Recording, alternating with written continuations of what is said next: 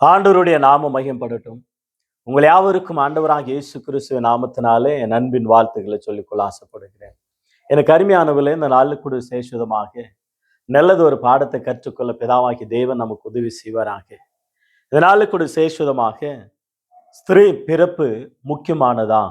ஸ்திரீ பெண்கள் பிறப்பு முக்கியமானதா? ஸ்திரீ பிறப்பு முக்கியமானதா? அற்புதமான ஒரு பாடம்.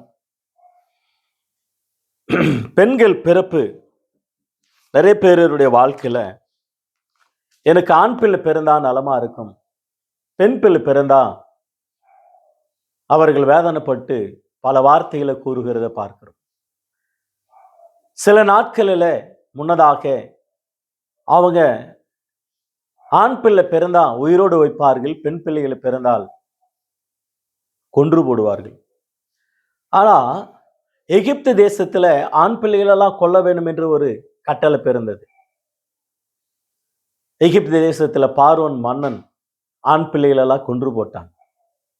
புதிய ஏற்பாட்டு காலத்துல ஏரோது ராஜாவின் நாட்களில ஆண் பிள்ளைகளை 2 வயதுக்கு மேற்பட்ட பிள்ளைகளை கொன்றான். அந்த நேரத்துல தான் நம்முடைய இரட்சகராக இயேசு கிறிஸ்துவானவர் பிறந்த நாட்கள்.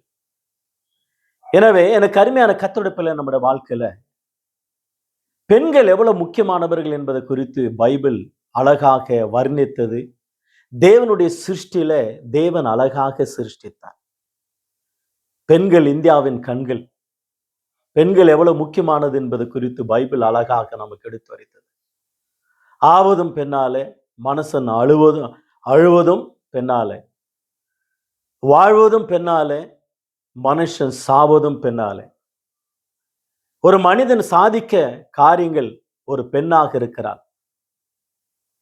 அது கல்யாணம் ஆவதற்கு முன்னதாகவும் கல்யாணம் ஆவன பிற்பாடும். கல்யாணம் ஆவதற்கு முன்பதாக என்றால் ஒரு தாய் ஊக்கப்படுத்துகிற ஒரு தாய், அதுக்கு பிற்பாடு எதிர்காலத்துல அவனுக்கு வரப்போகிற மனைவியை நினைத்து சில காரியங்களை சாதிப்பான்.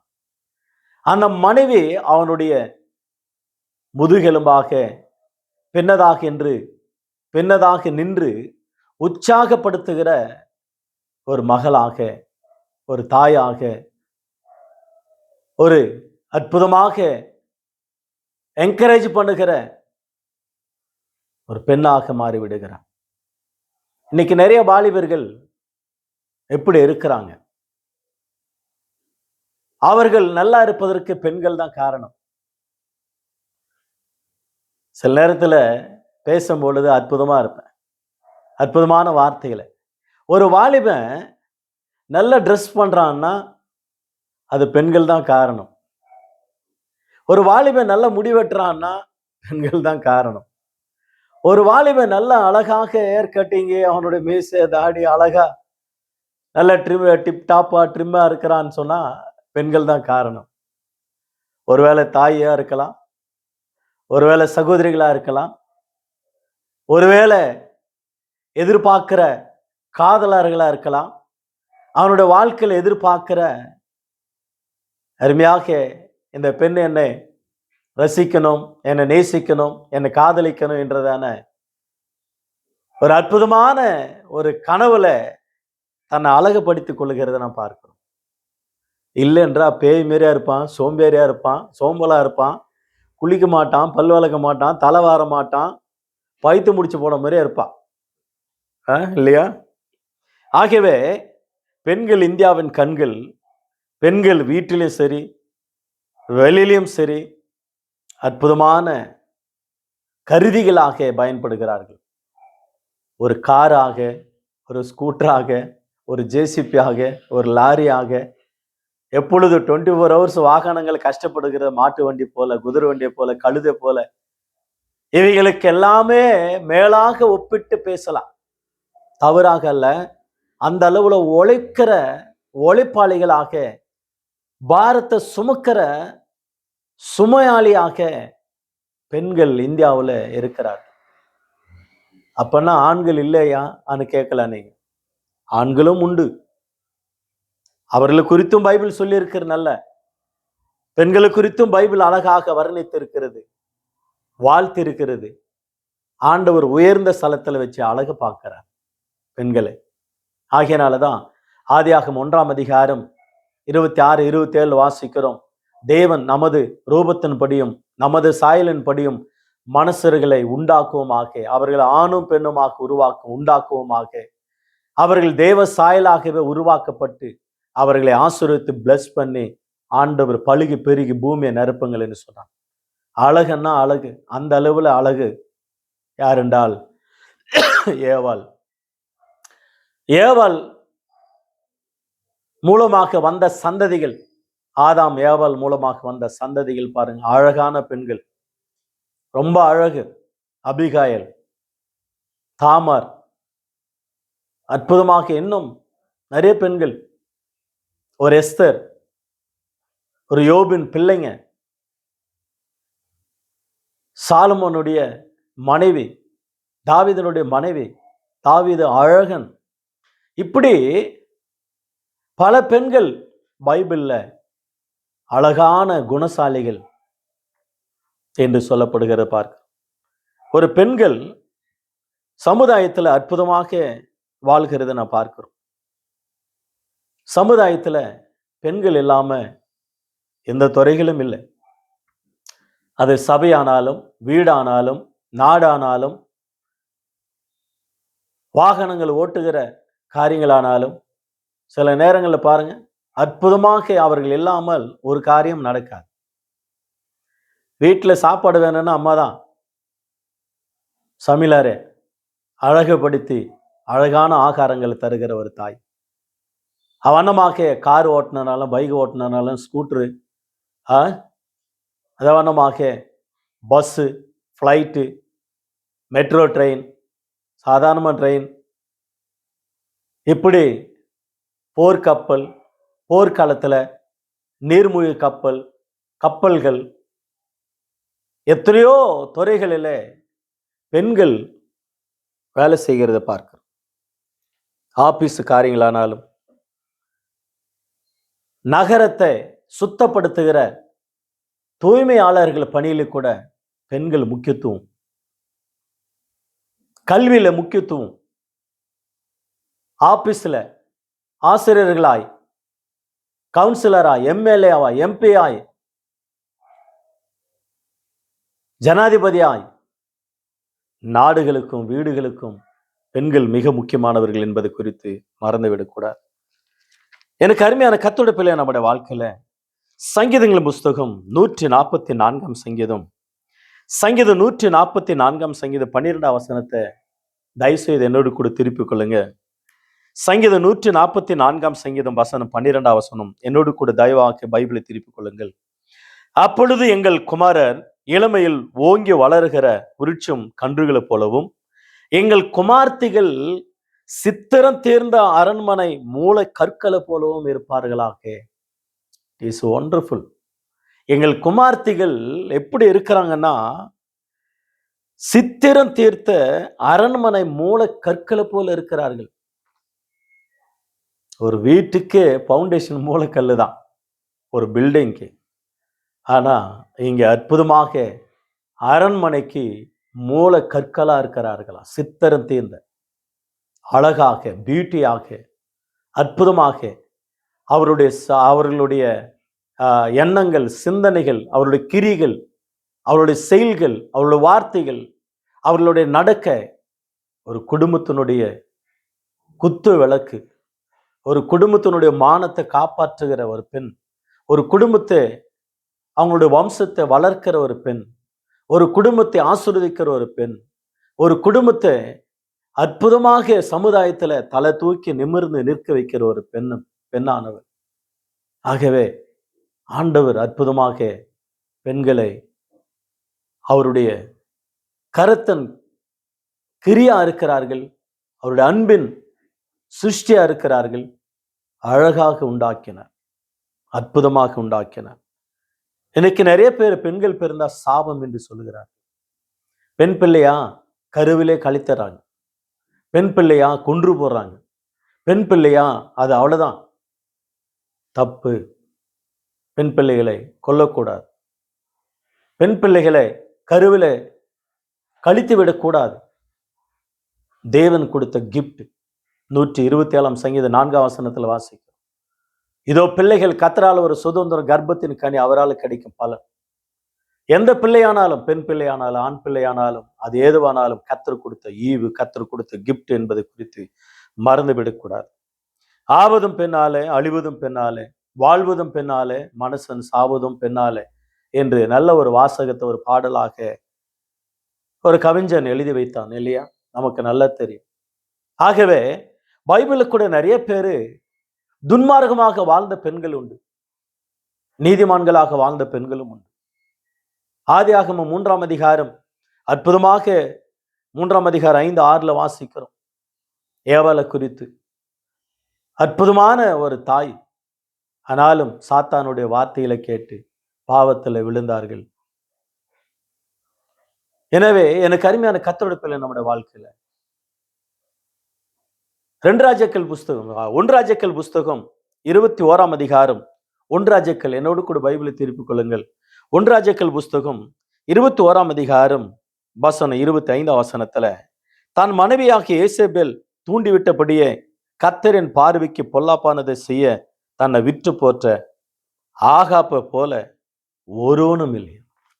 ஆகாப் ராஜா தன் மனைவி என்னென்னலாம் சொல்றாங்களோ அதன்படியெல்லாம் தான் அதிகாரத்தை பயன்படுத்தி தேவனுக்கு விரோதமாக, ஜனங்களுக்கு துன்பமாக, துயரமாக வாழ்ந்தான். இன்னைக்கு நிறைய பேருடைய வாழ்க்கையில சில நேரங்களில் தான் மனைவியின் வார்த்தை கேட்டு அப்பா அம்மாவை அடிக்கிறதும், அப்பா அம்மாவை திட்டுறதும், அண்ணன் தம்பிகளை கொலை செய்யறதும், சொத்துக்காக சொந்த பந்தங்கள் இடத்துல பிரச்சனை பண்றதும், ரவுடியாக மாறுறதும், பெரிய கொலைக்காரனாக மாறுகிற துன்மார்கன் கனவுமார்கள் உலகத்தில் இல்லாமல் இல்லை. எனக்கு அருமையான தேவனுடைய பிள்ளைகளாக நம்முடைய வாழ்க்கையில மனைவனுடைய வார்த்தை கேட்கக்கூடாதுன்னு சொல்லவில்லை. பட் எதை கேட்கணுமோ அதை கேட்கணும். பிரச்சனைகள், சண்டைகள், முறுமுறுப்புகள், பிரிவுகள் உண்டாகிற வார்த்தைகளை தள்ளிவிட்டு அவங்களுக்கு சாதகமாக எப்படி வாழ வேணுமோ, எப்படி பேச வேணுமோ, எப்படி ஜீவிக்க வேணுமோ வேதம் நமக்கு கற்பிக்கிறதை நாம் பார்க்கிறோம்.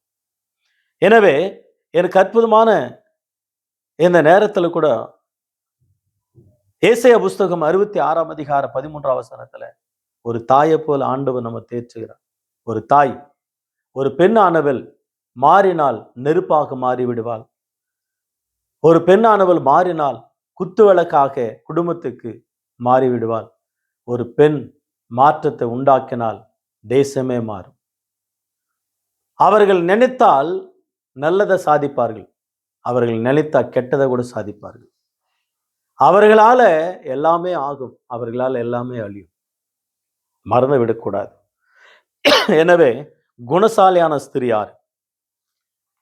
இங்கே வேத வசனம் சொல்லப்படுகிறது, எங்கள் குமார்த்திகள் சித்திரம் தீர்ந்த அரண்மனை மூல கற்களை போல இருப்பார்கள். ஒரு பில்டிங் அழகாக கட்டி வைத்து அதை பார்க்கும் பொழுது அற்புதமா இருக்கும், ரசிப்பார்கள். அங்க நின்று போட்டோ எடுப்பார்கள், செல்ஃபி எடுப்பாங்க. அழகாக இருக்கிறத பார்த்து தேவனமாக ஒரு பெண்ணானவள் அரண்மனைக்கு மூலக்கல்லா இருக்கிறார், வீட்டுக்கு மூலக்கல்லா இருக்கிறார், தேசத்துக்கு மூலக்கல்லா இருக்கிறார். தேவன் அழகாக சிருஷ்டி, அவருடைய சிருஷ்டிப்பிலே பெண்கள் ஒரு அழகு, பெண்கள் ஒரு அற்புதம், பெண்கள் ஒரு அதிசயம். இன்னைக்கு உலகத்தில் இருக்கிற எத்தனையோ பெண்களை நாம் பார்க்கிறோம். அம்மையார், செல்வி ஜெயலலிதா அம்மா, ஒரு மம்தா பானர்ஜி, ஒரு இந்திரா காந்தி அம்மா, சித்தூர் சின்னராணி, கெத்தூர் ராணி அப்படின்னு அந்த அம்மா பேரு பாட புத்தகத்துல எத்தனையோ பெண்கள் இருக்கிறாங்க. எத்தனையோ பெண்கள், எவ்வளோ பெண்கள் உங்க ஏரியாவில் கவுன்சிலரா, எம்எல்ஏவா, எம்பியா, அன்னை தெரசா இருக்கிறாங்க. கடந்த நாட்களில் தான் நாங்கள் இந்த ஜூன் மாதத்தில் கொல்கத்தாவில் கடந்து சென்று அந்த தாயார் இருந்த இல்லத்தையும் அவங்க கல்லறையும் நாங்கள் பார்த்துட்டு வந்தோம். ஒரு சந்தர்ப்பத்தை தேவன் எங்களுக்கு என் மனைவிக்கும் தந்தார். அவருக்கு கோடானு கோடி ஸ்தோத்திரம் உண்டாகட்டும். எனவே பெண்களிலே எத்தனையோ பெண்கள், தேசத்தில் இருந்த பெண்கள், நமக்கு தெரிஞ்ச பேர்கள் கொஞ்சம் சொன்னோம். என்ன நிறைய. பண்டார் நாயக், ஸ்ரீலங்காவை சேர்ந்த ஒரு தாய். சந்திர நாயக், எத்தனையோ பெண்கள் இருக்கிறாங்க. என்னைக்கும் இருக்கிற நம்ம இந்த தேசத்தினுடைய முர்மு, அந்த தாய் ஜனாதிபதி, இன்னைக்கு எத்தனையோ பெண்கள் உலகத்துல சிறந்த இடத்துல, உயர்ந்த இடத்துல இருக்கிறாங்க இல்லைங்களா? கல்பனா சேர்ந்த மேல விண்வெளிக்கு போயிட்டு வந்த ஒரு பெண்மணி. சாதித்தவர்கள் எத்தனையோ பேர் இருக்கிறார்கள், சாதனையாளர்கள். நீங்களும் சாதிக்கலாம். உங்க பேர்களும் இடம்பெறும் சரித்திரத்துல, கின்னிஸ் புஸ்தகத்துல, ஆண்டவர் ஏற்றுக்கொண்ட ஜீவ புஸ்தகத்துல கூட உங்கள் பெயர்கள் குறிப்பிடப்படும்.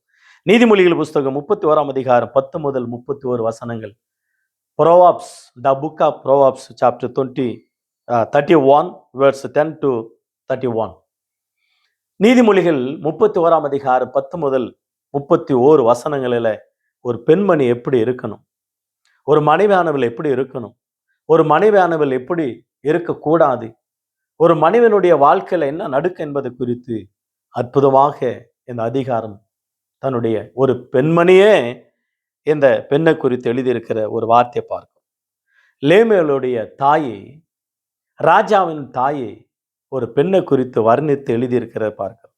குணசாலியான ஸ்திரீ, முத்துக்களை பார்க்கல வெளியேற பெற்றவன்.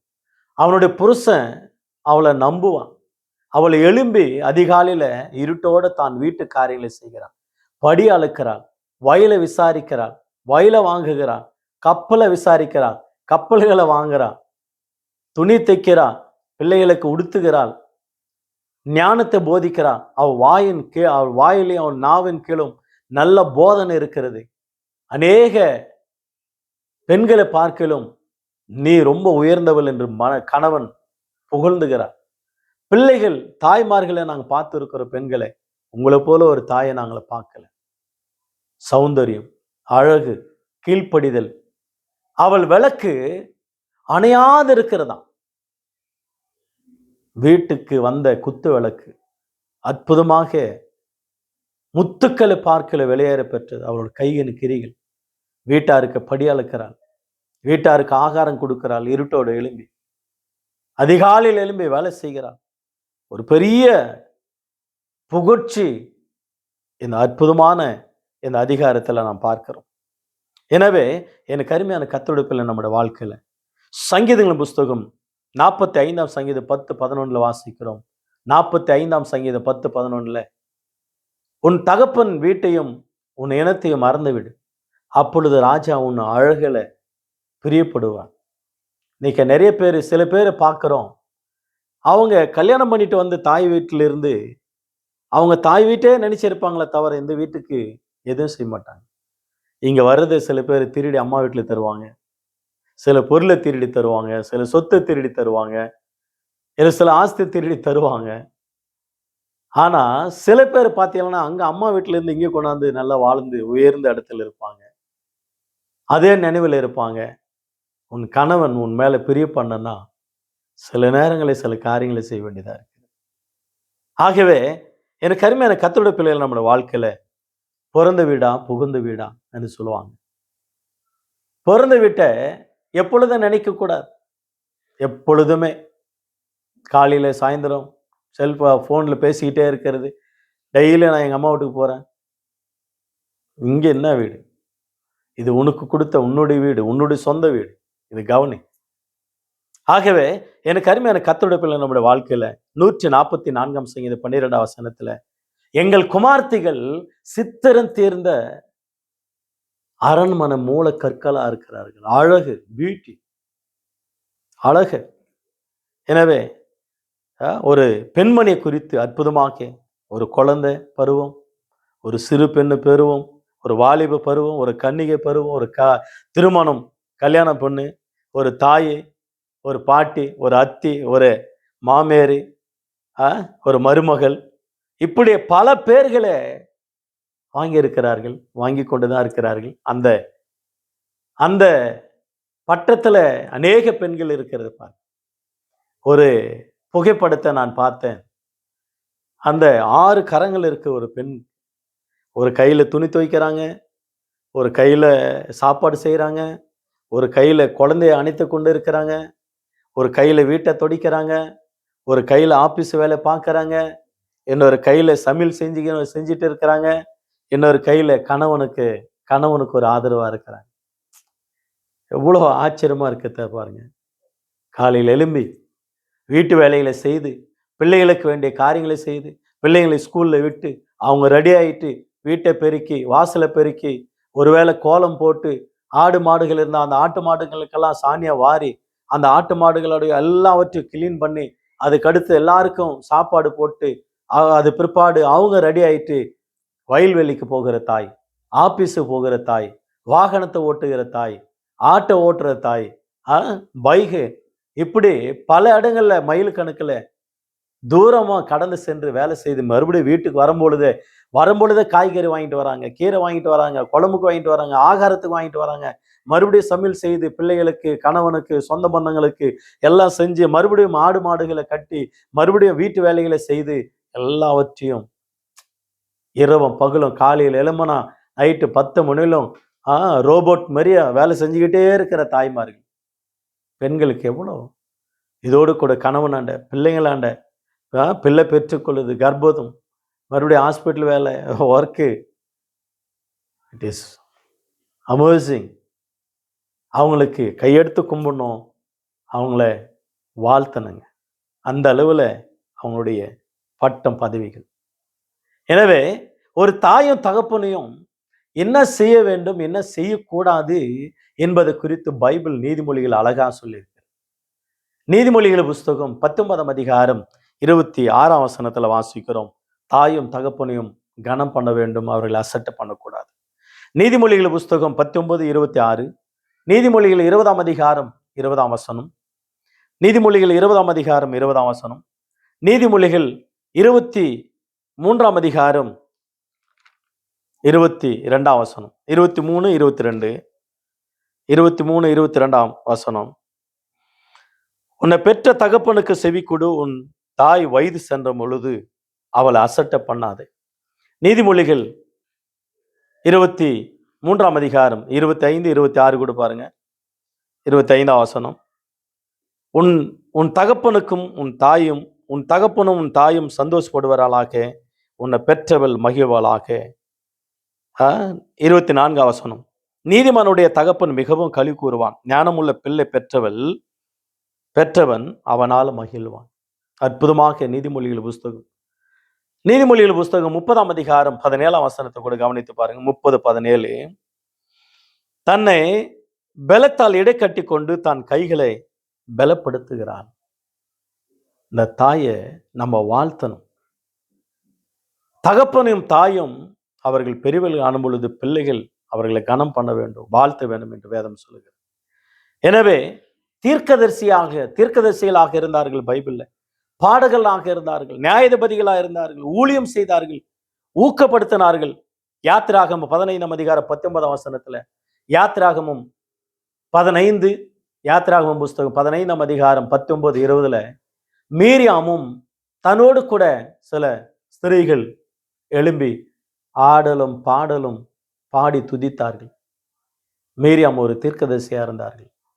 நியாயாதிபதிகள் புஸ்தகம் 5ஆம் அதிகாரம் 5, 6ல, நியாயாதிபதிகள் புஸ்தகம் 5, 6ல வாசிக்கிறோம். தெபோரால் நியாயம் விசாரிக்கிற ஒரு பெண்ணாக இருந்தார்கள். 2 ராஜாக்கள் புஸ்தகம் 22ஆம் அதிகாரம் 14ஆம் வசனத்துல வாசிக்கிறோம். 2 ராஜாக்கள் புஸ்தகம் 22ஆம் அதிகாரம் 14ஆம் வசனத்துல தீர்க்கதரிசியாகிய உல்தாள் ஒரு பெண்மணி. அந்த நாட்களில் தான் ஒசியா ராஜா அந்த நியாயப்பிரமாணத்தை கண்டுபிடித்து அதை வாசித்து தேவனுடைய சமூகத்தில் இருதயத்தை திருப்புகிறத பார்க்கிறோம். உல்தாள் என்ற தீர்க்கதரிசி அற்புதமாக வாழ்ந்தார்கள் பெண்கள். அப்போஸ்தலர் புஸ்தகம் 9ஆம் அதிகாரம் 35 முதல் 42, 43 வசனங்கள். அப்போஸ்தலர் 9ஆம் அதிகாரம் 35 முதல் 43 வசனங்களில் தபித்தாள் இன்னும் தோர்க்காள் அந்த பெண்மணி நற்கிரிகளை செய்கிறவளா, ஆண்டவருக்கு தொண்டு செய்கிற பெண்மணியா, சமுதாய ஒர்க்கு, சமூக சேவை. அந்த அம்மா துணிகளை தைச்சு விதவைகளுக்கு கொடுத்திருக்கிறாங்க. ஒருவேளை ஓல்டேஜ் ஹோம் நடத்தி இருக்கிறாங்க, சில்ட்ரன்ஸ் மினிஸ்ட்ரி, முதியோர் இல்லம். அந்த தாய் அந்த அளவில் இந்த சமுதாயத்தில், அதனால்தான் மதர் தெரசா உலகத்தில் சிறந்தவர்களாக மாறினார். இன்றைக்கும் அந்த அம்மா நடத்தின ஸ்தாபனத்தின் மூலமாக எத்தனையோ பெண்கள் கல்யாணம் பண்ணாம தேகமா வாழ்கிற இந்த தாய்மார்களுக்காக நான் நன்றி செலுத்துகிறேன். எத்தனையோ தேசங்களில் ஜனங்களுக்கு நன்மை செய்கிற தாய்மார்கள். எனவே எனக்கு அருமையான கத்தொடுப்பில் நம்முடைய வாழ்க்கையில் பிலிப்பு மகள்கள் 4 பேர் தீர்க்கதரிசிகள், பிலிப்பு மகள்கள் இல்லையா? பாருங்களேன், அப்போஸ்தலர் புஸ்தகம் 21, அப்போஸ்தலர் 21ஆம் அதிகாரம் 8, 9 வாக்கியங்கள். அப்போஸ்தலர் 21ஆம் அதிகாரம் 8, 9. அந்த பிலிப்பு பந்தி விசாரிப்புக்காரனாகிய பிலிப்பு அவருடைய மகள்கள் தீர்க்கதரிசிகளா வாழ்ந்தார்கள். என்ன ஒரு அற்புதமாக ஒரு வார்த்தை. அப்போஸ்தலர் 18ஆம் அதிகாரம் 1 முதல் ஒரு 4 வசனங்களில் வாசிக்கிறோம். அக்கில்லா பிரிஸ்கில்லா. அப்போஸ்தலர் 18ஆம் அதிகாரம் 1 முதல் 4 அக்கில்லா பிரிஸ்கில்லா ஊழியம் செய்தார்கள். 1 பேதுரு 3ஆம் அதிகாரம் 1 முதல் 6 வாக்கியங்கள். 1 பேதுரு 3ஆம் அதிகாரம் 1 முதல் 6 அல்லது 7 கூட. 6ஆம் வசனம் 7ஆம் வசனம் சொல்லப்படுகிறது. பூர்வத்தில் ஸ்திரீகள் தங்கள் புருஷர்களுக்கு கீழ்ப்படிந்து தங்களை அலங்கரித்தார்களாம். நீங்கள் ஒன்றுக்கும் பயப்படாமல் உங்க சொந்த புருஷர்களுக்கு கீழ்ப்படிந்து தேவனை கனம் பண்ணுகிறவர்களா இருந்தால் நீங்கள் சாராளுக்கு பிள்ளைகளா இருப்பீர்கள், இல்லைன்னா சாத்தானுக்கு பிள்ளைகளா இருப்பீர்கள். ஸ்திரீயானவள் மயிரை பின்னுகிறதும் அலங்கரிக்கிறதும் இவைகள் அல்ல, தன்னுடைய இருதயத்தில் மறைந்திருக்கிற குணமே விலையேற பெற்றது. அந்த சாந்த குணம், அமைதலான ஆவி, தேவனுடைய அன்பு, இரக்கம், இவைகளால் அலங்கரித்து உங்கள் வீட்டை கட்டுங்கள். பூர்வத்தில் அப்படியே செஞ்சாங்க. பெண்கள் அழகுள்ளவர்களாக எண்ணப்பட்டார்கள் என்று பைபிள் அழகாக வர்ணித்து காட்டுகிறது. பார்க்க பூர்வத்தில் பெண்கள் இப்படியாக வாழ்ந்தார்கள். சாராள் அம்மா தான் ஆண்டவன், தன்னுடைய வீட்டுக்காரை என் ஆண்டவனேன்னு சொல்லி கூப்பிட்டாங்க. மை லார்ட் அப்படின்னு கூப்பிட்டாங்க. இன்னைக்கு நம்பாளுங்க, நீ என்ன பெரிய லார்ட் லபுக்கையான்றாங்க. அப்படிதான் சொல்றாங்க வீட்டுக்காரனை பார்த்து. ஓ வாயா இங்க, ஓ இது செய்ய, ஓ போயா, நீ என்ன பெரிய லார்டு லபுக்கா. திடீர்னு சண்டை வந்துட்டான். நெவர். எபேசியர் 5ஆம் அதிகாரம் 33 என்ன சொல்லுகிறது? மனைவியானவள் புருஷன் இடத்துல பயபக்தியா இருக்கு கடவுள். பயம் இல்லை. இவன் மனைவி பார்த்தா தான் பயம் புருஷனுக்கு. அந்த அளவுல ஆயிற்று, உலகம் மாறிற்று. ஆனா ஆண்டவருடைய பிள்ளைங்க நம்ம ஒரு முன்மாதிரியா இருக்கணும், ஒரு எடுத்துக்காட்டா இருக்கணும், ரோல் மாடலா இருக்கணும். விசுவாசிகளுக்கும் தேசத்துக்கும் உலகத்துக்கும் மாதிரியா இருக்கணும். ஆகியனாலதான் பைபிள் அழகா சொல்லப்படுகிற ஒரு வார்த்தை,